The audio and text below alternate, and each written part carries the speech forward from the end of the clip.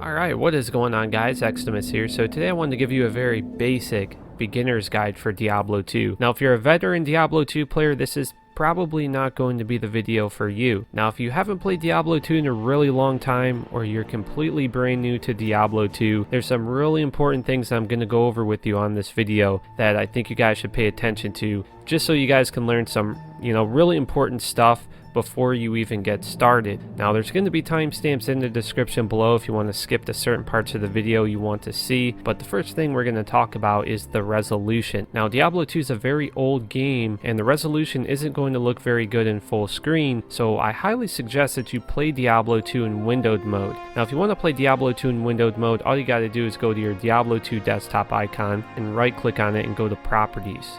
Now what you want to do is go to the target right here, and at the very end you want to add a space and type in -W. Now all you got to do is click OK, and then Diablo 2 is going to run in windowed mode. This is really going to be a big thing. Now whether if you want to play single player or Battle.net. Battle.net is online multiplayer Diablo 2. So the first thing we're going to go over is single player.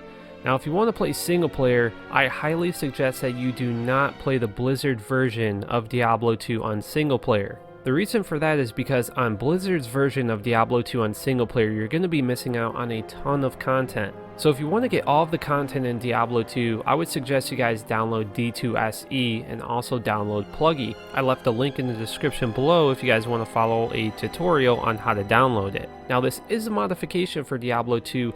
However, you're going to get the whole legitimate experience of Diablo 2, and there's not going to be many changes that make a big difference from the D2se version and Blizzard's version of single-player Diablo 2. The only differences that you're going to get is you're going to be able to have an infinite stash, and you're going to be able to collect as many items as you want. Also, you're going to be able to share all of your items throughout all of your characters. So if you find an item on your paladin, you can go and put it into the shared character stash, and you can go and transfer it to your sorceress, for example. Also, you're going to be able to respec your skills and attributes if you guys want to respec your character at any time. Also with D2se, you're going to be able to play different versions of Diablo 2. So if you played back in the day in patch 1.09 and you really enjoyed that time of Diablo 2, you could actually just go and play single player on that version of Diablo 2. But if you want to play the current version of Diablo 2, I would play 1.13c. Now this isn't the 2019 version of Diablo 2, but this is basically the same exact thing.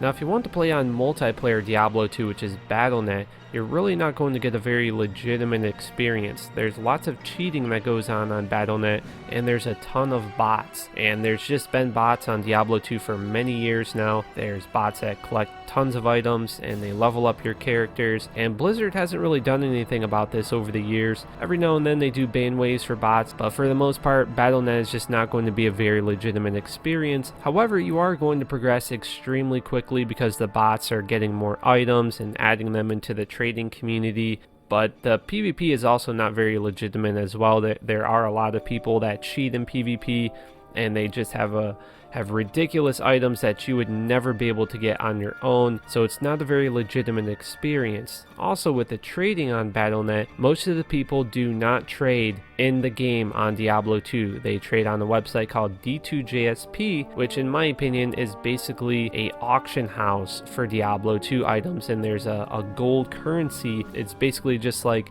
a Diablo 2 auction house. Moving on with the video here is choosing a class. Now if you guys never played Diablo 2 before, I highly suggest that you start off with playing the sorceress. And the sorceress has a very basic skill tree. It's only fire, lightning, and ice. Compared to other classes, they have very complex skill trees that can be very difficult for you to understand and learn as a new player. Not only that, the sorceress is very powerful, and the most important thing is that the sorceress can teleport, so she's going to be able to travel in the world of Diablo a lot quicker than all of the other classes. So once you get to endgame, you're going to progress very quickly. Now if you don't want to play the sorceress, there are other builds and other classes that you can play. You're just going to have to take a little bit more time to understand what you're doing and learn about your class and learn about the skills, because it's very important that you understand your class and your character if you want to be effective.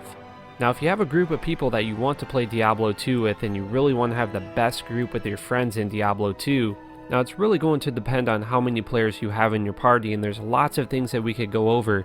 But if you're going to start a party with your friends in Diablo 2, I highly suggest that you guys make sure you at least have one paladin and one barbarian, because they have lots of buffs that are going to help out all the players in your party. Just make sure you at least have one sorceress as well. So the next thing I want to talk about is the difficulties in Diablo 2. So there's 3 different difficulties: normal, nightmare, and hell. Now when you first complete the story mode in Diablo 2, that means that you completed normal difficulty. Then you're going to play nightmare difficulty and play the story mode all over again. Then once you complete nightmare difficulty, you're going to play the story mode all over again for the last time, and that is when you get into hell difficulty, which is the end game of Diablo 2. Alright, so let's go over a few basic things to help you guys get started. So once you enter the game, you want to open your mini panel right here so you can have all of your options for everything that you need to do in the game. So if you want to look at your character screen and look at your stats, you can hit C, see what level you are, see all of your attributes, your resistances. If you hit T, this will open your skill tree, and you can look at all your different skills that you have, and you can also use your skill points and attribute points in these windows as well. Now as far as setting up your hotkeys and your skills, it's really going to depend on your class and what your playstyle is like, whether the skill is going to be on the left side or the right side. But if you want to set a hotkey, all you got to do is click on either side, go over to the skill that you want to use, and then just set the hotkey to whatever key that you want. Now one thing that I really want to point out that's kind of important about the attributes is for all of the classes in Diablo 2, you're going to have to put points in the strength. You're going to have to put points in the strength so you can use certain items in the game. Now one thing that you guys really want to do is you want to go to escape, and this will give you all the different options, and you can save and exit the game. If you go to options, you can go to your sound, video, options like that. But what you want to do is go down to configure controls, scroll down, and these other hotkeys should not be available. So what you'll want to do is click on it, hit F9, click on it again, hit F10, and just set all these so you have more hotkeys for your skills. So if you come over here, every town has your own personal stash where you can put your items, so you have more room to save the items that you find. Also in town, you can see these waypoints.